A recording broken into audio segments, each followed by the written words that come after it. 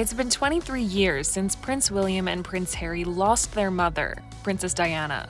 The royal died on August 31st, 1997, following a car crash in a Paris tunnel. At the time, her beloved sons were staying at Balmoral Castle, the royal family's Scottish holiday home. And as William and Harry revealed in the 2017 ITV and HBO documentary, Diana, Our Mother, Her Life and Legacy, their mom called them from Paris hours before she died, and that phone call still weighs heavy on their hearts.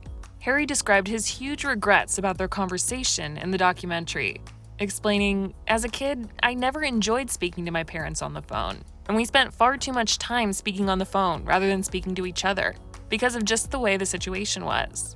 His older brother talked to Diana first. Then he grabbed the phone. And as he remembers it, "I can't really necessarily remember what I said, but all I do remember is probably, regretting for the rest of my life how short the phone call was. And if I'd known that that was the last time I was going to speak to my mother, the things I would have said to her. Looking back on it now, it's incredibly hard. I have to sort of deal with that for the rest of my life, not knowing that that was the last time I was going to speak to my mom, and how differently that conversation would have panned out if I'd had even the slightest inkling that that was, that her life was going to be taken that night."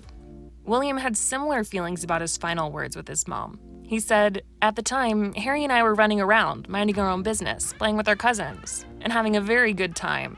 Adding, "I think Harry and I were just in a desperate rush to say goodbye, see you later, and we're gonna go off. And if I'd known now, obviously, what was going to happen, I wouldn't have been so blasé about it and everything else. But that phone call sticks in my mind quite heavily."